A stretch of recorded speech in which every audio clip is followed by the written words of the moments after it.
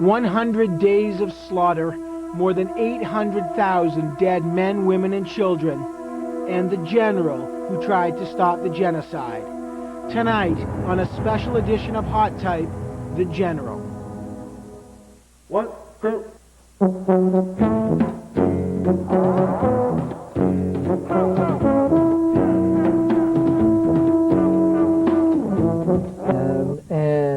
Then totally crashing in '98, where for months I was a zombie as they tried to rebuild me into a human, a thinking human again.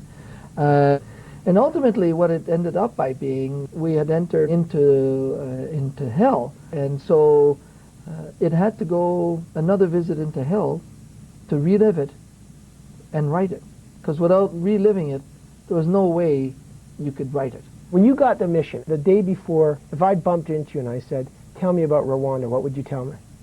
I think it's in Africa. Now that is an indictment, I think, to me personally, for my lack of culture and knowledge of geography of the world, but it's also an indictment to a Western nation that has considered these things so peripheral that it wasn't worthy the attention.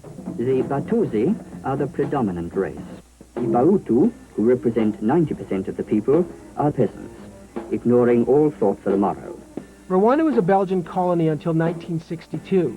Now, the Belgians were always more sympathetic with the minority Tutsis than they were with the Hutus, simply because they saw the tall and light-skinned Tutsis as closer to Europeans. It was pure racism. And so when the Belgians were kicked out in a bloody Hutu uprising, the Hutus took power, and they forced the Tutsis to flee into neighboring countries, places like Uganda, Burundi, and Zaire.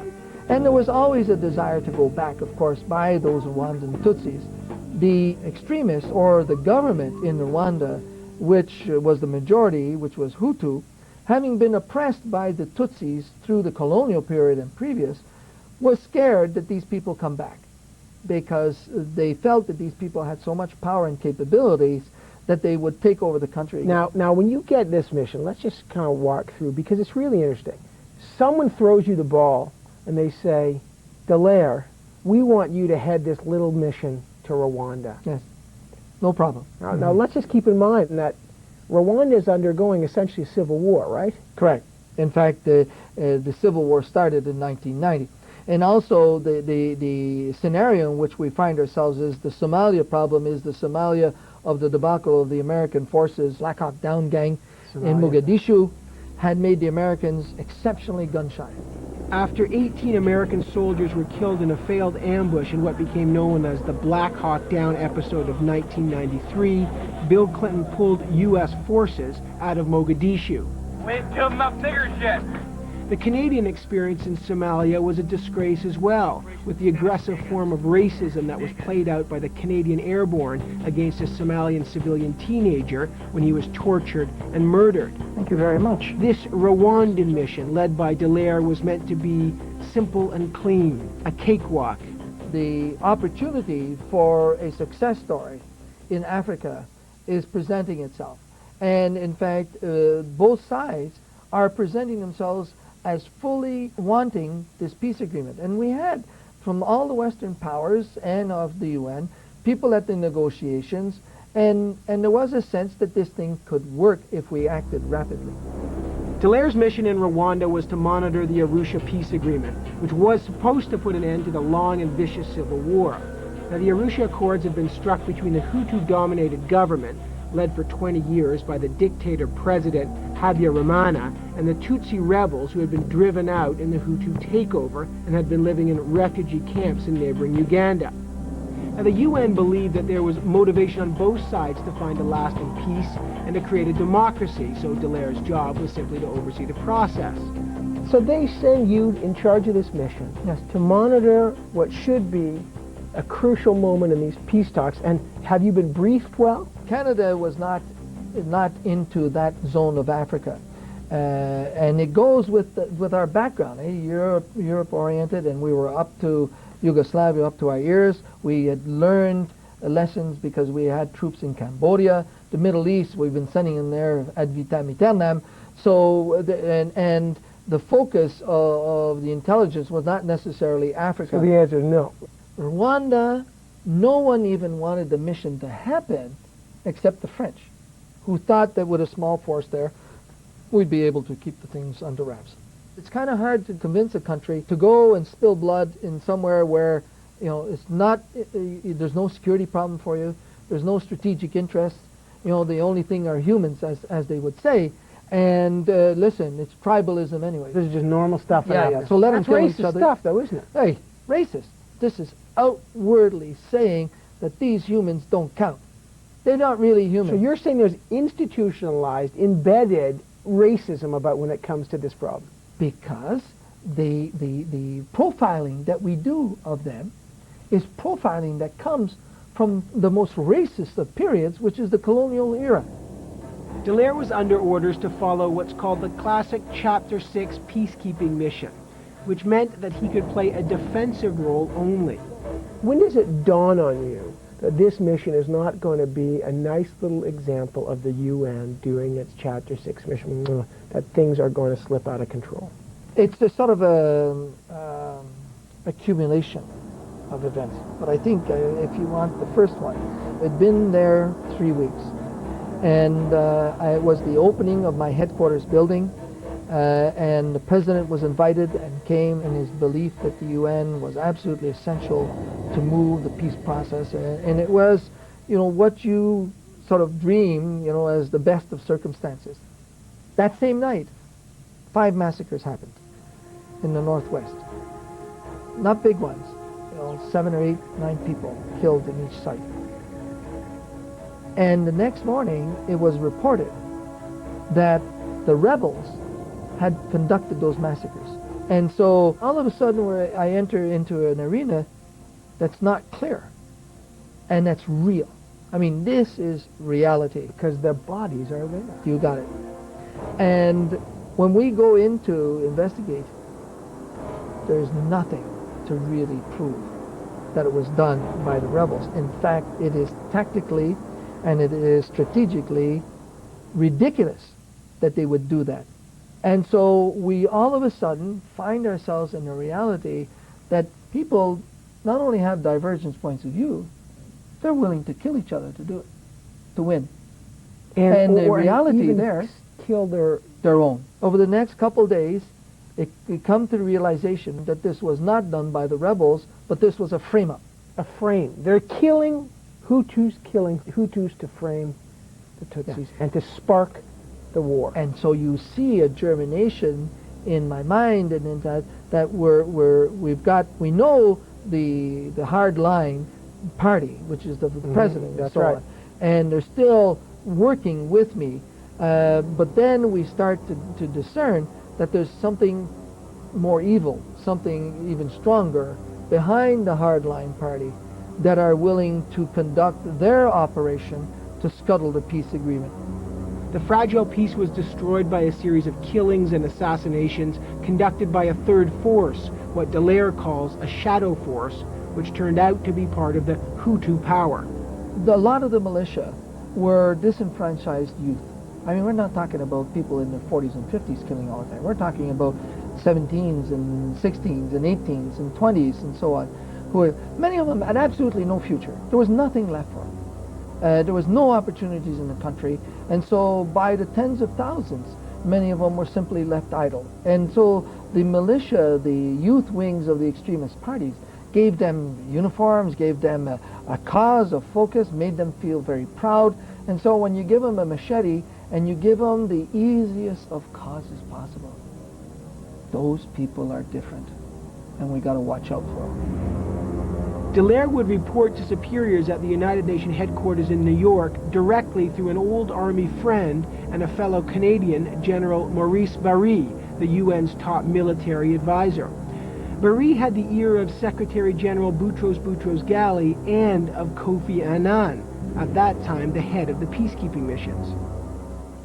All right, when we come back, Romeo Dallaire talks about the famous fax he sent to the United Nations senior headquarters in New York in the days before the wholesale massacre began, the warning. Come on back for a lot more of Romeo Dallaire. When I was negotiating with those extremist militiamen who did the bulk of the slaughtering and so on, I was not negotiating with human beings anymore. We finally had these guys where we wanted them. What was the heart of this outfit? Who was really running it so we could nip it right there and expose it? That was the aim. Expose them and then set them into turmoil that would throw them off balance and possibly give us more of a capability to then prevent them from ever restructuring again. Dallaire addressed the note directly to his fellow Canadian soldier, General Barry, and he said he would have to take a more offensive role. I said, I'm now moving into offensive operations. I should have said deterrent operations. But I mean, crucial, genocide was a word too. And genocide, although we finally used it, nobody came anyway. So these words are very important in the realm of diplomacy and so on, but they don't mean crap in the field. So it was my duty to inform them that I was doing this, that there was a risk, but as I say in the end of my cablegram, I say, peu ce que veut, allons-y. You can what you want, what you will, let's go. And I was sending that to my colleague, General Barry, who was part of the triumvirate of decision-making in... And Kofi Annan. And this is where the indictment of the UN kind of begins, because just before what the world starts understanding to be the genocide, they say, do not go raid those weapons caches. They ignore your warning that Rwanda is teetering on the brink of something horrific. Yes. They do not give you more support. They do not expand your mandate. Yeah. Is this, in your mind, the first great failure? Well, there is no doubt that that was a major turning point in our ability to stymie the possibility of those massacres and ultimately what ended up in a genocide. You knew there was weapons. You cabled this to New York. You don't use the word genocide in the facts, but... No, because the ability to enter into our mind genocide was in fact impossible because of our cultural background. We had just been attempting to understand ethnic cleansing in Yugoslavia. We knew of Cambodia, but still it was a far away, the killing fields. But the word genocide is synonymous with Holocaust. And Holocaust, we had been educated that it is so evil, so impossibly evil, so huge, that it's impossible that it exists again. And so it took me, even knee-deep in bodies, to actually be able to say genocide. Let's talk about what you saw. Because, General Dallaire, I've read about your story afterwards, and you talk about being haunted by the images. I mean, this is, you can't prepare for this. Yes. When you close your eyes, what do you see? The most horrific. I mean, going into a church and seeing a couple thousand people slaughtered and dying over days, going into places where they were killed all around you. You're walking in them. It's like walking in a pile of dead fish. You know, all slimy and so on. It's the same thing. But the worst of scenes, the most horrific for me, were the scenes of rape areas, where young girls, young women, were raped and then torn apart by all kinds of different things. The horror that was still in their eyes, and the suffering that they must have gone through while alive to be killed afterwards. When we come back, the guilt that Romeo Dallaire feels, the general admits that he still feels responsible for the deaths of 800,000 Rwandans and for the ultimate failure of his mission. That's a burden. Come on back to that. Some still smoldering, carrion birds overhead, black lumps in the rags moving ever so slowly downstream as others piled up in the curve of the river. I was filled with a sense of gross ineptness, ripped apart by failure and remorse. The book, when I read it, it starts with guilt. it's infused with guilt. Yes. There's a lot of people and a lot of elements that are guilty in this, the UN, the Western Oh, yes. world. And I say that too. And you took on the guilt. I mean, we've all read about your breakdown and the suicide attempts. But do you feel guilty? Totally. For the rest of my life. I was the field commander. I was the head of mission. It was my responsibility in the field to make that mission function and operate. And I failed. The mission failed. And 800,000 people were slaughtered. 3 million were displaced and injured and refugeed. There is no solace anywhere in saying I did the best I can. There could have been more. Either my skill sets failed, or my ability, or whatever else. I did not convince the world that these human beings were being slaughtered and that they counted. You didn't commit the genocide.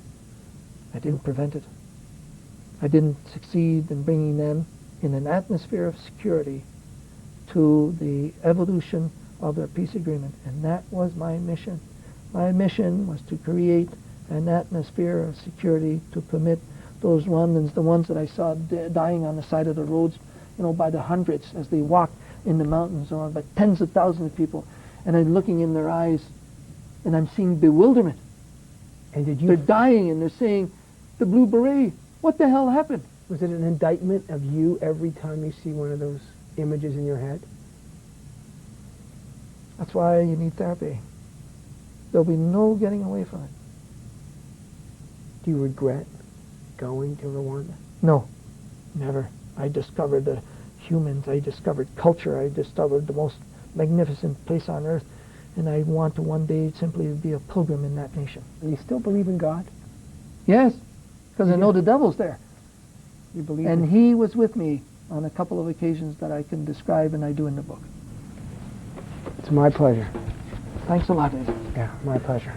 No matter how idealistic the aim sounds, this new century must become the century of humanity, when we as human beings rise above race and creed, color, religion, and national self-interest, and put the good of humanity above the good of our own tribe. For the sake of the children and for our future, peu ce que veut, allons-y. There have been many excellent books about the genocide in Rwanda, but the world has waited over a decade to see the events through Romeo Dallaire's eyes. After all, Dallaire had the most unique view of what happened, both on the ground as it took place and in the back rooms of the United Nations. Well, not only is his book, Shake Hands with the Devil, a detailed history of how a genocide can still unfold without anyone doing anything about it, it's also the personal story of one man's conviction for a cause, his journey to a very dark place, and his long, slow recovery, which is still taking place. Now, as you saw, Romeo Dallaire rightly blames the United States, France, Belgium, and the UN for their lack of concern about the civil war in Rwanda and for not stepping in earlier to stop the killings. Of course, there's no shortage of responsible parties in something like this, but the truth is Romeo Dallaire still blames himself the most, and we saw that in the interview. The guy's taken abuse from all over the world because of the